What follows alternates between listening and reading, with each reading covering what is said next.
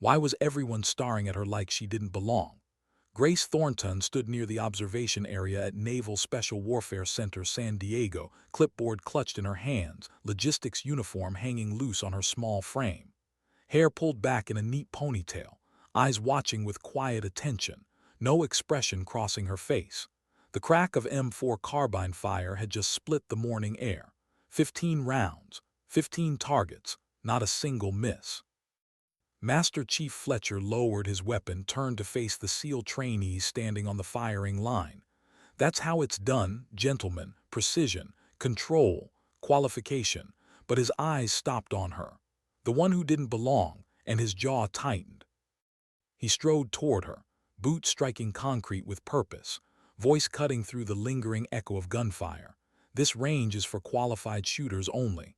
He stopped directly in front of her, towering a full head above, eyes looking down with unmistakable contempt. You're not qualified. 15 SEALs turned. 5 instructors paused mid-motion, the air suddenly thick with tension. Grace didn't look up, didn't respond, just stood there. Absolute silence. And that made Master Chief Fletcher angrier. Logistics people shouldn't even be near operational training. His voice louder now, ensuring everyone heard. You want to watch warriors train? Go back to your supply closet. A few SEALs snickered. Petty Officer Mason Garrett, broad-shouldered, muscles bulging under his combat shirt, grinned wide. She probably thinks we're playing with toys, Chief. But Grace's fingers tightened imperceptibly around the clipboard, a micro-adjustment in her stance. Weight shifted ever so slightly to the balls of her feet, shoulders relaxed but ready. Nobody noticed. Nobody except Senior Instructor Arthur Walsh, former Delta Force, standing 20 feet away. His eyes narrowing just a fraction, because he recognized something the others missed completely. And in the next 20 minutes, everything would change. Lieutenant Connor Hayes appeared from the range office, tablet in hand, scanning the assembled personnel with the practiced efficiency of someone who'd spent 12 years in Marine recon before crossing over to Naval Special Warfare instruction. Master Chief, we've got a problem. JSOC level qualification demo scheduled for 1,000 hours. Our designated shooter just went down with food poisoning. Fletcher turned, irritation flashing across his weathered features. How many do we need, sir? Just one for the demo, but it needs to be someone who can handle the stress course.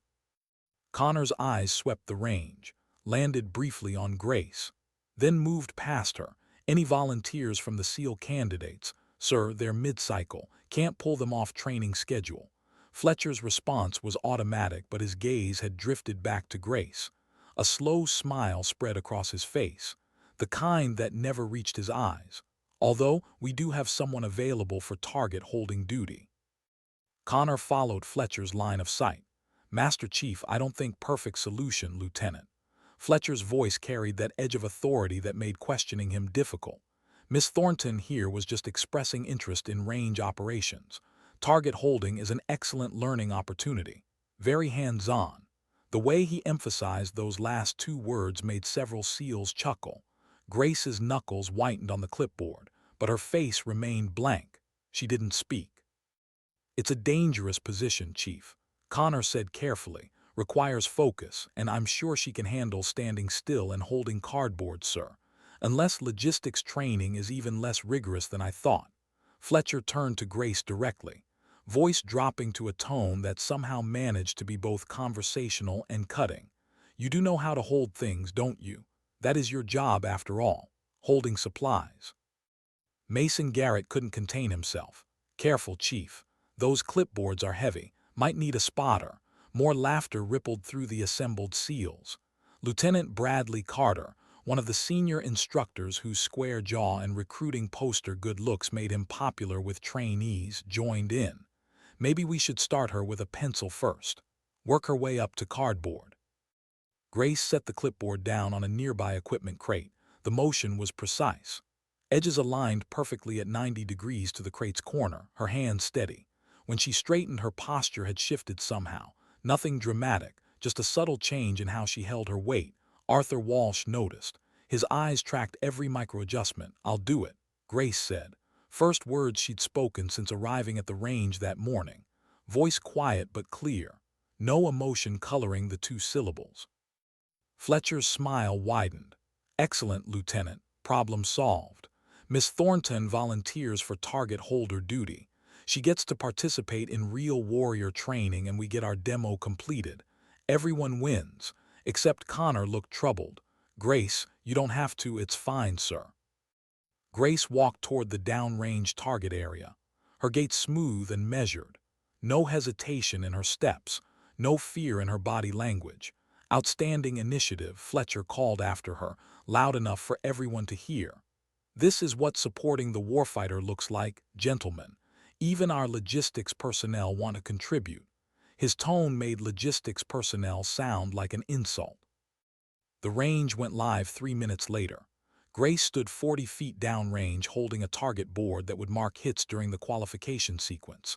Standard protocol called for the target holder to position themselves behind protective barriers, but Fletcher had directed her to stand in the open. Better visibility for the demo, he'd explained to Connor, though everyone knew the real reason.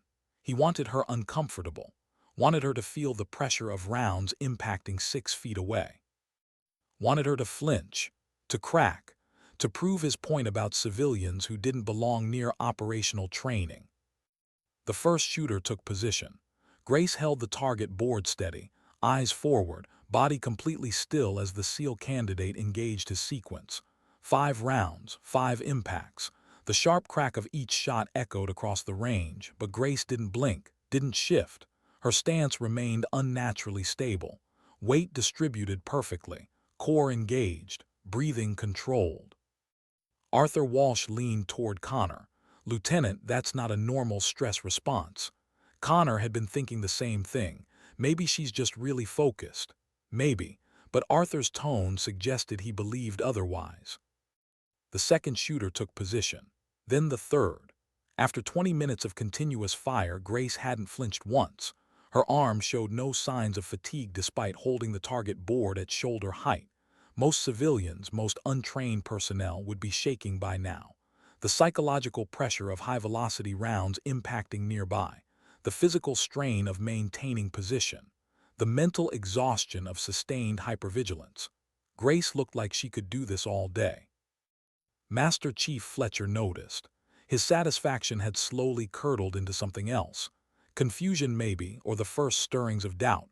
He called ceasefire, walked downrange, stopped 3 feet from Grace. "You can put that down now." She lowered the target board smoothly, no tremor in her hands, no relief in her expression. "Not what I expected," Fletcher admitted, voice pitched low enough that only Grace could hear. "Most people struggle with their first time near live fire." Grace said nothing, just looked at him with those quiet, unreadable eyes. That silence made Fletcher's jaw tighten again. "Well, let's see how you handle the next phase." He raised his voice, addressing Connor. "Sir, requesting permission to run the full JSOC-level qualification sequence since Miss Thornton is already downrange and clearly comfortable with the environment." Connor hesitated. "Master Chief, that's well within my authority as range master, sir." And she did volunteer. What nobody knew yet was this. Grace Thornton wasn't afraid of the gunfire because she'd heard it before, had lived with it, had created it, but there was something she hadn't told them. Not yet. Something that would turn this humiliation into something Fletcher would never forget. The question was simple. How long could she keep her secret? And what would happen when it finally came out? What drives a person to accept humiliation without fighting back? Grace stood downrange again, target board in her hands, but this time Fletcher had changed the rules. JSOC-level qualification meant the stress course. Movement, multiple shooters, faster pace, higher stakes. Connor had tried to object. "Master Chief, this exceeds standard safety protocols for untrained personnel." She volunteered, sir, and we need to see if she can handle actual operational tempo. Grace's expression hadn't changed, but something flickered in her eyes just for a second. Recognition maybe, or was it anticipation? Arthur Walsh caught it. His posture shifted slightly, shoulders squared, weight forward, the stance of someone preparing to intervene, but Grace gave a small shake of her head. So subtle most people missed it. Arthur saw it though, And he understood. She was asking him to wait, to trust her, to let this play out. The course began. Grace moved between stations, holding targets, repositioning on command, rounds snapping past her with increasing frequency. The SEAL candidates were good, damn good, but they were also young, eager to impress, pushing harder than necessary, tighter groupings, faster transitions, all while this small logistics specialist stood in the impact zone without flinching. 20 minutes became 30, 30 became 45. The psychological pressure was immense, not just the gunfire, the watching, the judgment, the unspoken challenge in every shooter's eyes. Prove you belong here, prove you're not just some paper pusher playing soldier, prove you have what it takes. Grace proved nothing. She simply endured, face blank, movements efficient, no wasted energy, no visible stress response. And that bothered Fletcher more than resistance would have. Because silence can be its own form of defiance. Master Chief Fletcher called another ceasefire, walked downrange again, this time with Connor and Arthur both following. Grace, Connor said gently, you've done more than enough. You can, I'm fine, sir. But you don't have to prove anything to anyone here. I'm not trying to prove anything.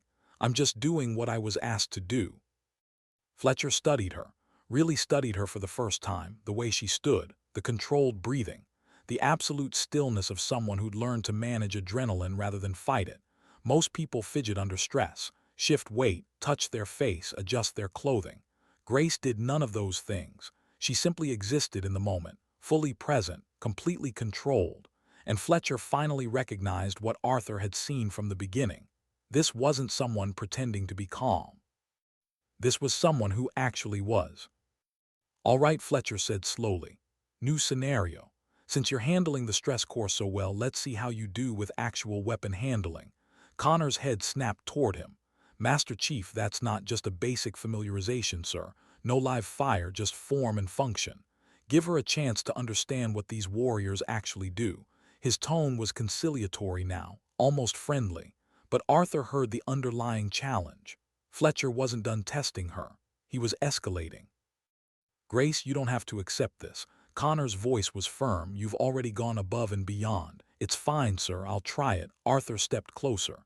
His voice pitched for Grace's ears only. You sure about this? She met his eyes, held his gaze for 3 full seconds. And in that moment, Arthur saw something that made his breath catch. Recognition, certainty. The look of someone who knew exactly what they were doing. Yeah, Arthur said quietly, I'm sure. They moved to the firing line. Fletcher handed Grace an M4 carbine, unloaded, magazine removed, chamber checked 3 times. He demonstrated the basic grip, stance, sight picture, speaking slowly, condescendingly, like explaining calculus to a child. Now this might feel heavy at first. The recoil can be intimidating, but don't worry, we're not actually firing it. I just want you to understand the basics. Grace accepted the weapon. Her hands found the correct positions immediately.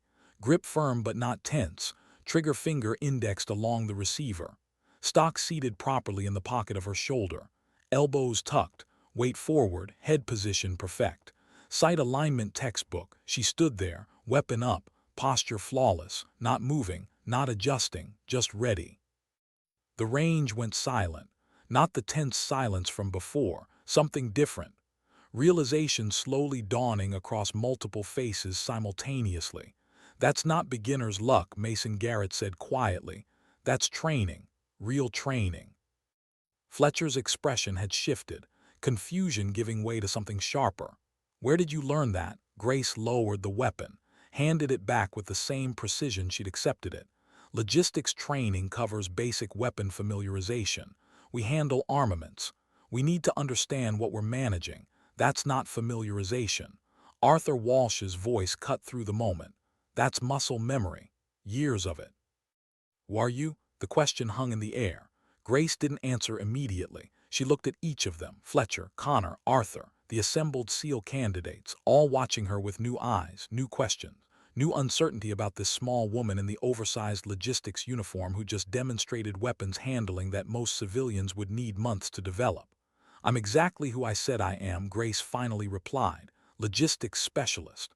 Supply chain management. Inventory control, nothing more. But her eyes said something different. Her eyes said, "There's so much you don't know, so much I'm not telling you, so much that would change everything if you knew." And Fletcher, for the first time that morning, felt something he hadn't experienced in years.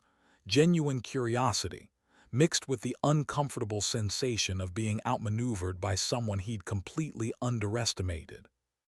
Arthur Walsh made a decision. "Lieutenant, I'd like to request that Miss Thornton run a basic qualification course, just to satisfy my professional curiosity." Connor looked between Arthur and Grace. Both nodded, both understanding something Connor didn't. "Master Chief, your range, your call." Fletcher should have said no. Should have sent Grace back to her logistics duties. Should have ended this before it went further. But pride, curiosity, the need to understand what he was seeing. All those things pushed him forward. Fine, basic qualification, iron sights, 25-meter target, 15 rounds, let's see what you can actually do. They loaded a magazine, handed Grace the weapon, walked her to the firing line.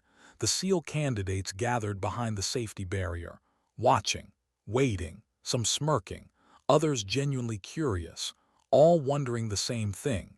Can the logistics clerk actually shoot, or was the weapon's handling just lucky positioning? Grace checked the weapon, chamber, magazine, selector switch, each movement precise, professional. She settled into her stance. The same textbook position from before, but now with weight, with purpose, with the quiet confidence of someone who'd done this before, many times before. "Ready?" Fletcher's voice.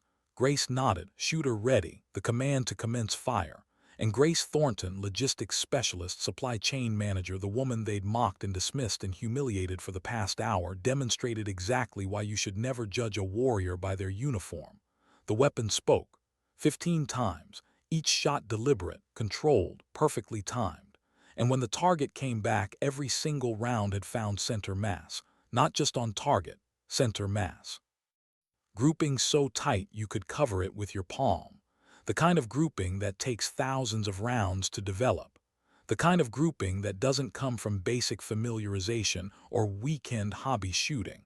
The kind of grouping that tells a story all by itself. And the story was this. Grace Thornton was not who they thought she was, not even close. The silence that followed was absolute, total, complete. Because every person on that range suddenly understood they'd made a terrible mistake. They'd judged. They'd assumed. They'd humiliated someone without knowing, without asking, without even considering the possibility that appearances might be deceiving. Fletcher stared at the target, then at Grace, then back at the target. His face had gone pale. Connor looked stunned. The SEAL candidates had stopped smirking, and Arthur Walsh, former Delta Force, 20 years of operational experience, multiple combat deployments, he was smiling because he'd known, had suspected from the moment he saw her stance shift at the range, had recognized the signs everyone else missed, and now, finally, the truth was beginning to emerge. Grace set the weapon down, cleared it properly, handed it to the range officer, turned to face the assembled personnel with that same blank expression she'd worn all morning. "Thank you for the opportunity, Master Chief. I should get back to my duties now." She walked toward the range exit, smooth, measured, unhurried, leaving behind a group of men who suddenly had far more questions than answers. And one very important question nobody had asked yet. If she could shoot like that, what else could she do? Sometimes the most dangerous secrets are the ones hidden in plain sight. The debriefing room at Naval Special Warfare Center had never felt smaller. Master Chief Fletcher sat at the head of the table, Connor to his right, Arthur Walsh to his left. 3 senior instructors occupied the remaining chairs, all staring at Grace Thornton's personnel file spread across the table. Standard logistics specialist background, supply chain management, inventory control, previous assignment. Some administrative posting in the Midwest. Nothing remarkable, nothing that explained what they'd witnessed. Arthur spoke first. That grouping wasn't luck. That was professional-level marksmanship, high-volume training, operational standard. Connor nodded slowly. The stress response was wrong, too. No civilian handles sustained gunfire like that. No fear response.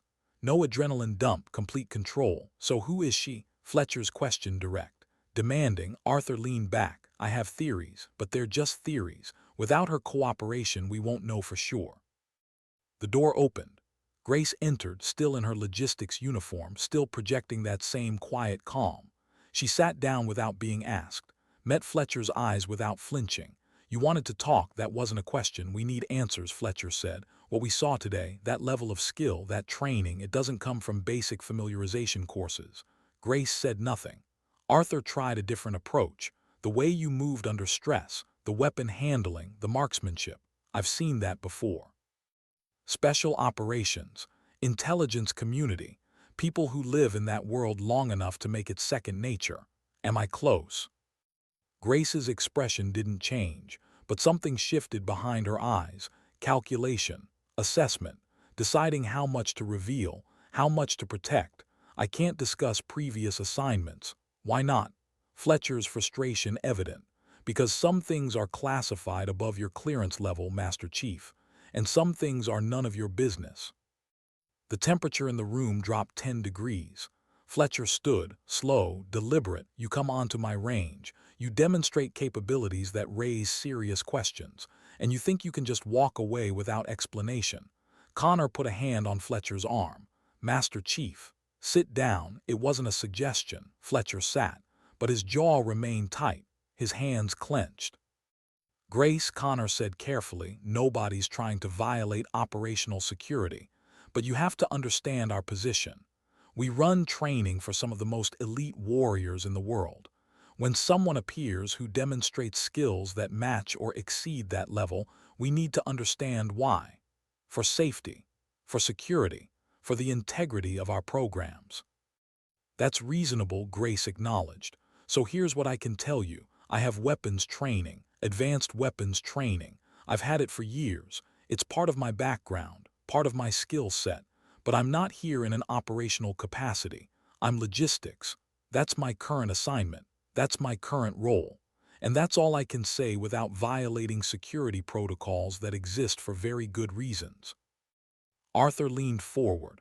ISA? The question quiet, specific. Grace went very still. Her breathing didn't change, her expression didn't shift, but the stillness itself was an answer. Intelligence support activity.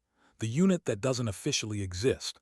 The operators who blend into any environment, who work alone, who develop skills across every operational discipline because they never know what they'll need. Reconnaissance, direct action, intelligence gathering.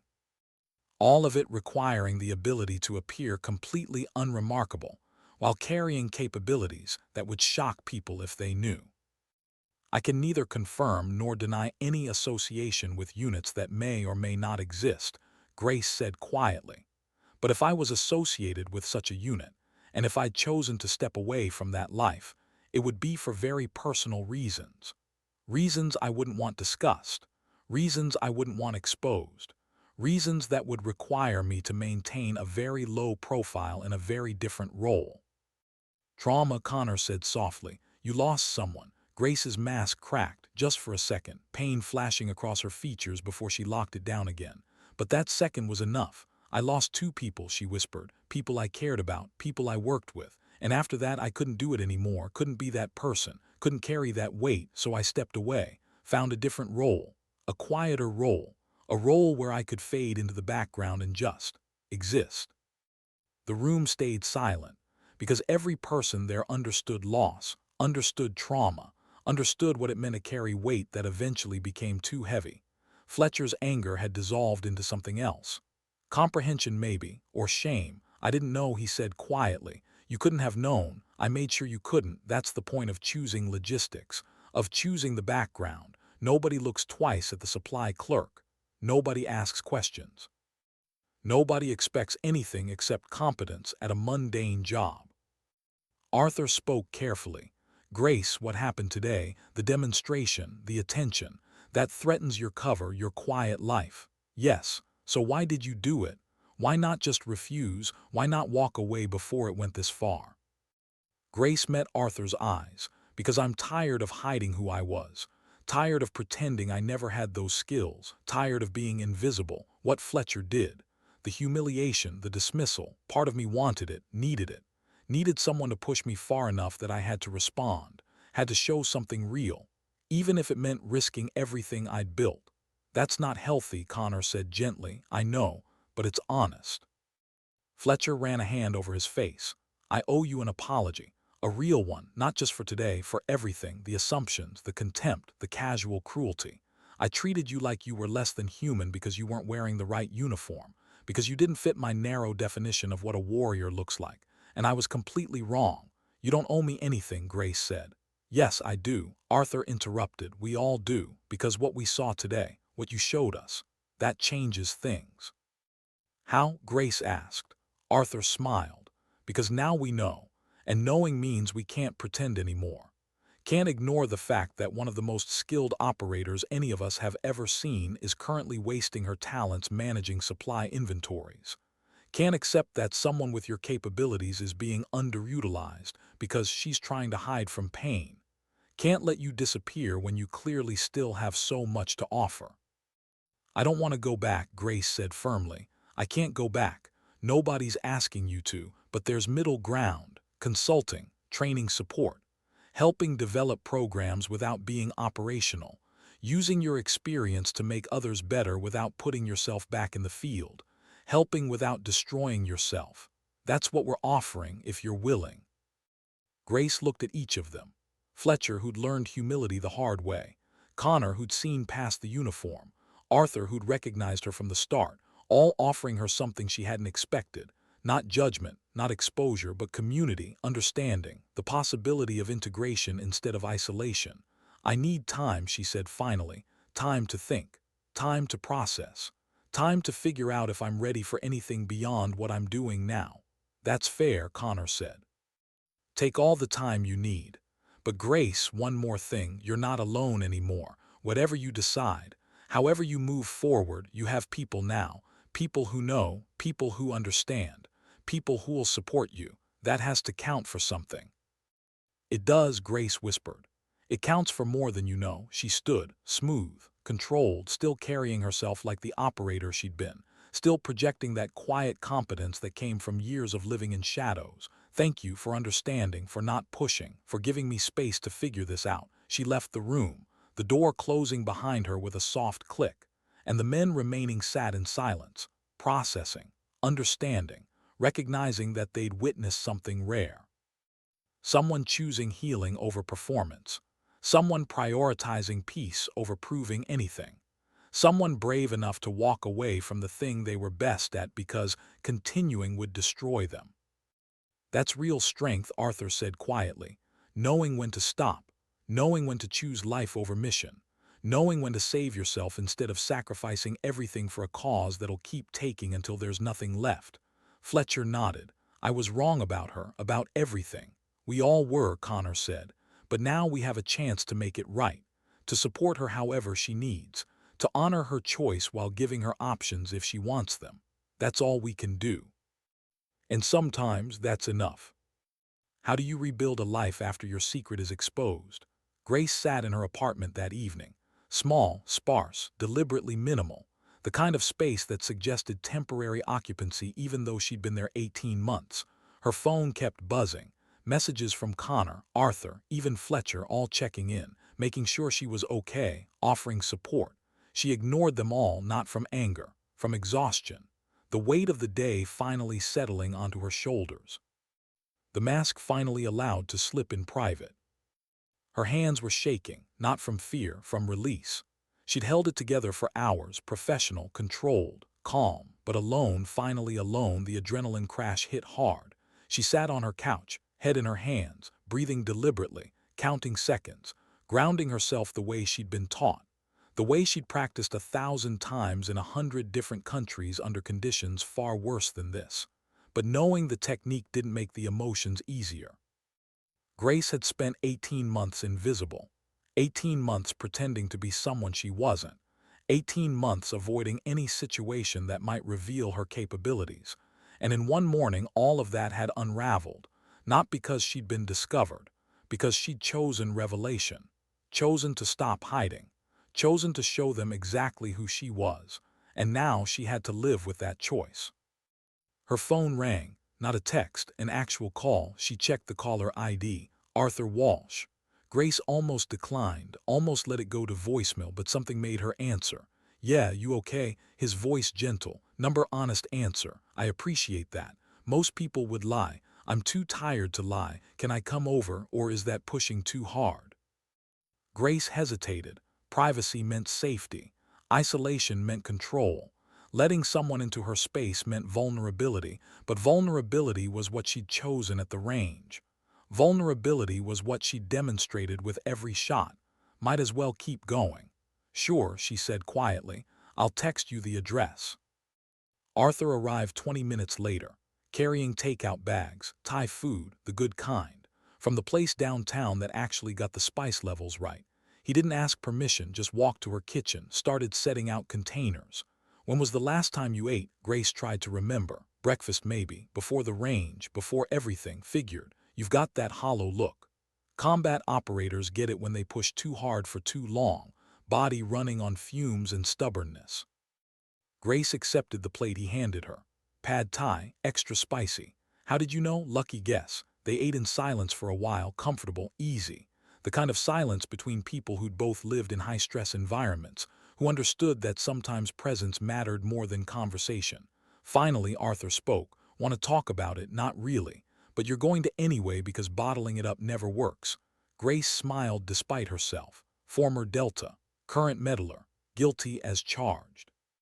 She set down her fork. Today was supposed to be simple: show up, do the logistics check, file the paperwork, go home. Fletcher turning it into a humiliation wasn't in the plan.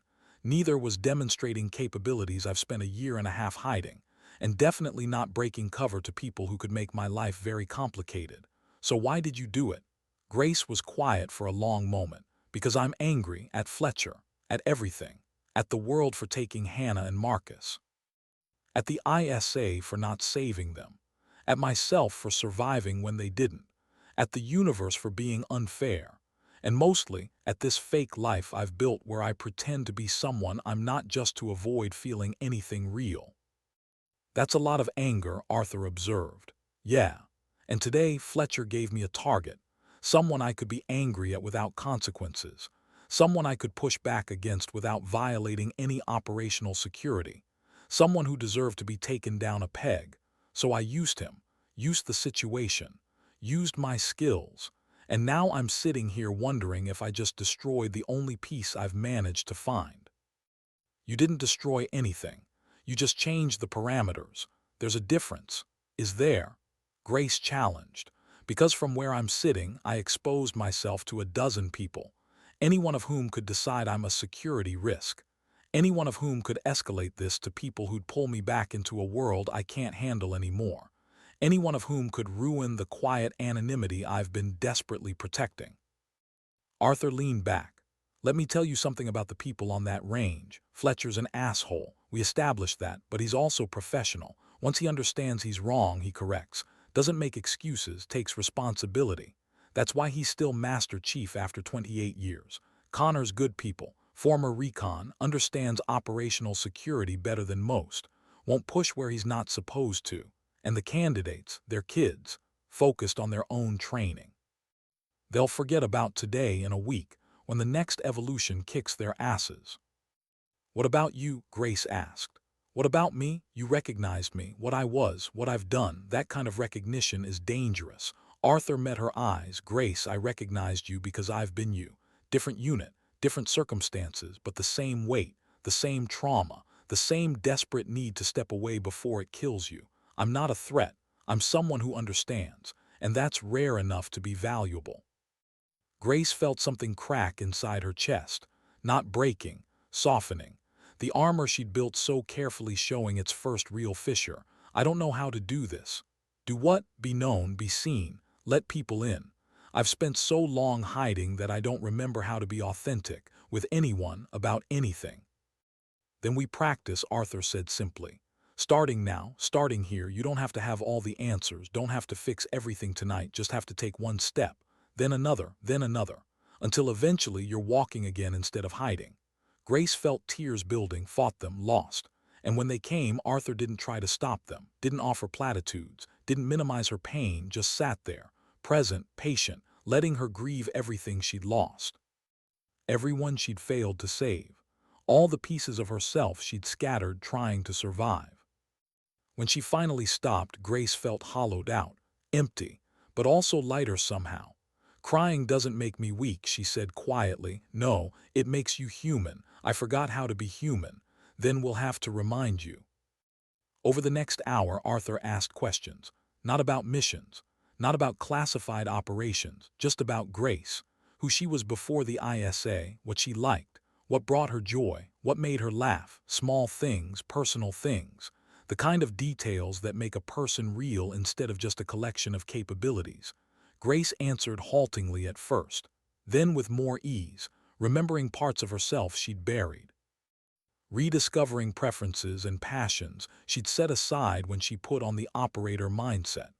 It felt like archaeology, digging through layers of trauma and tactical training to find the person underneath. "Arthur, why are you doing this?" He smiled. "Because someone did it for me when I left Delta, when I was drowning in the same place you are now. Someone reached out, pulled me back, showed me I could have a life after operations. I'm just paying it forward. Thank you, don't thank me yet. This is just day one. The hard part comes next." "What's the hard part?" "Everything else. Figuring out who you want to be now, what you want to do, how you integrate everything you were with everything you're becoming. That's the real work, and it takes time, but Grace, you don't have to do it alone, not anymore." And for the first time in 18 months, Grace believed him. Believed that maybe, just maybe, she could find a way forward. A way that honored her past without being imprisoned by it. A way that acknowledged her skills without requiring her to use them operationally. A way that let her be both warrior and person, survivor and friend, broken and healing, all at the same time. The path wouldn't be easy, but at least now she could see it, and that was something. What does redemption look like for someone who's been wrong? Master Chief Fletcher stood outside Grace's apartment building 3 days later. He'd been there for 15 minutes, trying to build the courage to go inside, to knock on her door, to say the things that needed saying. Pride kept him frozen, pride and shame competing for dominance in his chest. He'd been wrong, completely, catastrophically wrong, and admitting that didn't come easy to someone who'd built a career on being right, on maintaining standards, on knowing better than everyone else. But Arthur's words from the debriefing kept echoing. You treated her like she was less than human, and he had looked at Grace's small frame, her logistics uniform, her quiet demeanor, and decided she was less capable, less valuable, less worthy of respect, had turned that judgment into cruelty, had used his authority to humiliate someone who'd never done anything to deserve it. The weight of that realization had been crushing him for 3 days. Fletcher finally moved, entered the building, found Grace's apartment, knocked, waited, the door opened. Grace stood there, sweatpants, t-shirt, hair down, looking more relaxed than he'd ever seen her. But when she saw him, her shoulders tensed, walls going up automatically. "Master Chief, can we talk?" Grace hesitated, then stepped aside, letting him in. Her apartment was spare, almost militarily so, minimal furniture, no personal items visible. The kind of space that screamed temporary even though Arthur had mentioned she'd been here 18 months. Fletcher understood it immediately. The setup of someone ready to bug out at any moment. Someone who'd never fully committed to staying anywhere. Because staying meant vulnerability. And vulnerability meant risk. They sat awkward, tense. Fletcher struggling to find words for things he'd never had to say before. Grace waiting, patient, giving him space to figure it out. Finally, Fletcher spoke. "I'm sorry for everything I did at the range, everything I said, the way I treated you. The humiliation, all of it. I was wrong, completely wrong, and there's no excuse that makes it acceptable." Grace studied him. "What changed? Your mind, between mocking me and apologizing. What changed?" Fletcher met her eyes, understanding changed, seeing your capabilities, learning your background, realizing I'd been judging someone without knowing anything about them. "That changes how you see me," Grace said quietly, "but not what you did. You're apologizing because you found out I'm skilled. But would you apologize if I was just a regular logistics specialist? If I couldn't shoot? If I had no operational background? Would you still feel like you'd been wrong?" The question hit Fletcher like a punch, because she was right. His remorse was tied to discovery, to shame at having misjudged someone so completely. But if Grace had been exactly what he'd assumed, a regular clerk with no special training, would he feel bad about how he treated her? The honest answer was uncomfortable, probably not as much. And that's the problem, Grace said. Your apology is about you, about your ego being bruised because you got it wrong, not about the actual harm you caused, not about the fundamental disrespect of treating anyone, regardless of capability, like they're less than human just because they're not in your unit, doing your job, meeting your definition of worthy. Fletcher felt his face heat. You're right, but I'm still apologizing, still trying to make it right. That counts for something, does it? Because from where I'm sitting, you've learned not to mock people who might secretly be dangerous, but I'm not sure you've learned not to mock people at all. Grace stood, walked to her window, looked out at the San Diego skyline. Master Chief, I don't hate you. I don't even blame you, really. You did what a lot of people do, made assumptions, acted on bias. Used power to make yourself feel bigger by making someone else feel smaller. It's human, it's ugly, but it's human. Then why are you angry? Because you had a choice. Every moment of that morning you had a choice. You could have ignored me, could have answered Connor's question professionally, could have treated me with basic human decency, but instead you chose cruelty, chose humiliation, chose to make a spectacle of putting me in my place. And that choice, Master Chief, that reveals character. Fletcher stood, moved to stand beside her at the window. You're not going to make this easy. No, because easy absolution doesn't teach anything. You want forgiveness. Fine, you're forgiven. But forgiveness doesn't mean I trust you. Doesn't mean I think you've actually changed. Doesn't mean I believe you won't do the exact same thing to the next person who doesn't fit your narrow definition of acceptable. What do I have to do? Grace turned to face him. Change. Actually change, not just apologize to me. Change how you treat everyone, the logistics clerks, the admin staff, the support personnel, all the people you've probably been dismissing and disrespecting for years without even thinking about it. Treat them like human beings, like professionals doing necessary work, like people who deserve basic respect regardless of whether they can outshoot you. Fletcher was quiet for a long moment, then nodded. You're right, all of it. And I don't know if I can change overnight. Don't know if decades of habit can be undone by one conversation, but I can try, can be more aware, can catch myself when I'm being an asshole, can teach others not to make the mistakes I've made. That's all I can offer. Grace extended her hand. Then offer it, teach, learn, grow, and maybe in a year, 5 years, however long it takes, we'll have this conversation again, and I'll see if you've actually done the work.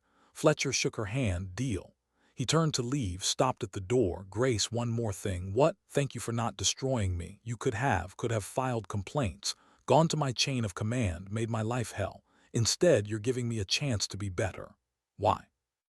Because destruction doesn't teach anything. Grace said simply. It just perpetuates the cycle. Someone wrongs you, so you wrong them back, and on forever. I'd rather break the cycle. Give you the chance to actually change instead of just punishing you for being human and flawed and wrong. That takes more strength than revenge. Arthur told me that once. I'm trying to believe him. He's right, Fletcher said, and so are you. He left, door closing softly behind him, and Grace stood alone in her apartment, feeling something shift inside her chest, not healing exactly, but the first stirrings of it, the beginning of integration, of accepting that she could be both warrior and wounded, both strong and struggling, both capable of devastating precision and profound grace. Her phone buzzed, text from Arthur. How did it go? She typed back. He apologized. I accepted. Whether he changes remains to be seen. Arthur's response was immediate. That's all you can ask for. Want company tonight? Grace thought about it. Thought about isolation versus connection, hiding versus being known, safety versus growth, and made a choice. Sure, bring food again, your Thai place. I'm already on my way. And Grace smiled, actually smiled, because she was starting to understand something important. Healing wasn't about forgetting, wasn't about erasing the past, wasn't about becoming someone new. It was about integration, about holding all the pieces, the trauma and the strength, the loss and the survival, the operational past and the uncertain future, about being whole instead of fractured, being authentic instead of hidden, being brave enough to let people see the real her, scars and all. It wouldn't be easy, wouldn't be quick, wouldn't be linear or predictable or comfortable, but maybe, just maybe, it would be worth it.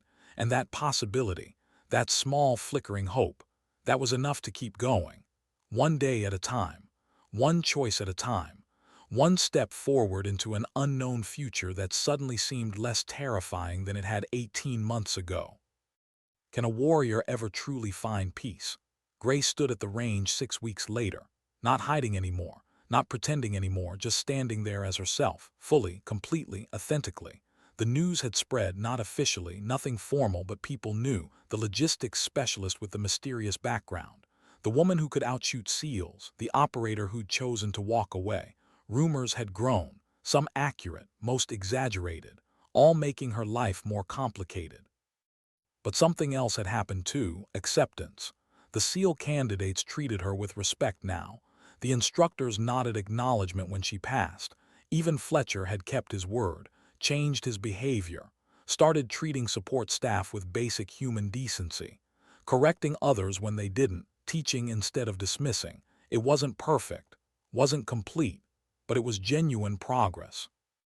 Connor approached. "Grace, got a minute?" "Always, sir." He handed her a folder. Consulting contract, nothing operational, no deployments, just occasional training support, scenario development, helping design realistic exercises, sharing expertise without putting yourself back in the field. Arthur helped draft it, made sure the parameters respect your boundaries. Grace opened the folder, read through the contract carefully. The terms were reasonable, generous even, 2 days per month, her choice of which days, remote work option available, no obligation to continue if it became too much. It was everything she might have wanted if she wanted it. "I need to think about it, take all the time you need. But Grace, one thing, you're good at this, at teaching, at helping others understand. You've got a gift for breaking down complex skills into understandable components. That's rare, and it would be a shame to waste it."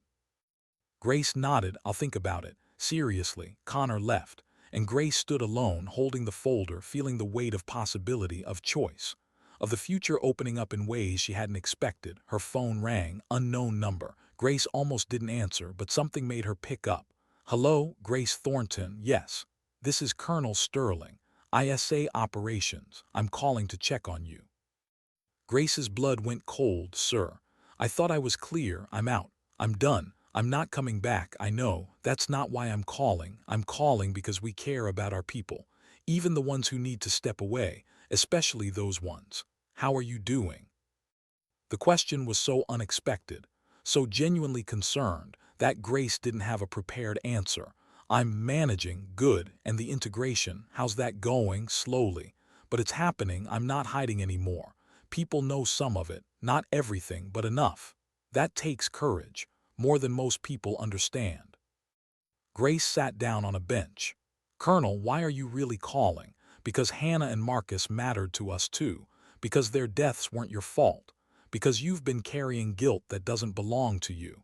And because I want you to know that stepping away doesn't make you a failure. It makes you smart enough to recognize your limits. That's not weakness. That's wisdom." Grace felt her throat tighten. "Thank you for saying that, for understanding. We're not monsters, Grace. We ask a lot of our people, sometimes too much. And when someone reaches their breaking point, the honorable thing is to let them go, let them heal, let them find a life worth living. That's what you're doing, and I'm proud of you for it." "Does the offer still stand, to come back?" Grace asked. "If I ever wanted to, it does, but I hope you don't take it, because what you're building now, the teaching, the healing, the integration, that's more valuable than another operator. We can always find shooters, but people who understand the full cost of this life and can help others navigate it. That's rare, that's precious. Don't give that up for us." Grace was crying now, silent tears running down her face. "I miss them. Hannah and Marcus, I miss them every day. I know, and you always will, but missing them doesn't mean you failed them, doesn't mean you owe them your own destruction. They wouldn't want that. They'd want you living, thriving, finding joy, using your gifts to help others. That's how you honor them, not by suffering, by surviving well." The call ended. Grace sat on that bench for a long time, processing, accepting, beginning to believe that maybe she could carry Hannah and Marcus with her without being destroyed by their loss. Maybe she could honor them by living fully instead of dying slowly. Maybe surviving wasn't betrayal. Maybe it was exactly what they would have wanted. Arthur found her there an hour later. "You okay?" Grace wiped her eyes. "Yeah, actually, yeah, I think I am." He sat beside her. "What changed? Everything." "Nothing. I don't know, I feel like I can breathe again. Like the weight isn't crushing anymore. Like maybe I can actually have a life instead of just existing." "That's growth," Arthur said quietly. "That's healing. Not forgetting, not erasing the past, just learning to carry it without letting it destroy you." Grace leaned against him, shoulder to shoulder. Two warriors finding peace in different ways. "Thank you for everything, for seeing me, for not giving up, for showing me that there's life after operations. You did the hard part. I just pointed you in the right direction." They sat in comfortable silence, watching the sun set over the range, and Grace made a decision. She'd take the consulting contract, would help train the next generation, would use her skills to make others better, would honor Hannah and Marcus by ensuring their lessons lived on, would build a life that mattered, not in the shadows, not in isolation, but in community, in connection, in the complicated, messy, beautiful reality of being fully human. The satellite phone in her apartment would stay in its drawer, silent, inactive, a reminder of what she'd been, but not a summons back to what she couldn't be anymore. She was Grace Thornton, former ISA, current consultant, survivor, friend, warrior finding peace. And for the first time in 18 months that felt like enough, more than enough. It felt like the beginning of something real. Sometimes the bravest thing a warrior can do isn't fighting. It's choosing to stop, choosing healing, choosing life over mission, choosing to believe that survival isn't betrayal, and in that choice finding themselves again, not as they were but as they're becoming, whole, authentic, at peace with the complicated truth of being both strong and wounded, both capable and healing, both warrior and wonderfully, beautifully, courageously human. The range lights clicked on as darkness fell, and Grace Thornton walked toward them, not running, not hiding, just walking, one step at a time, into a future she was finally ready to face. Sometimes dignity doesn't speak, it simply acts, and sometimes the most dignified thing you can do is choose yourself, choose healing, choose peace, and trust that the people who matter will understand, will support you, will stand beside you as you build something new from the fragments of everything you've survived. Grace had survived, and now finally she was ready to live.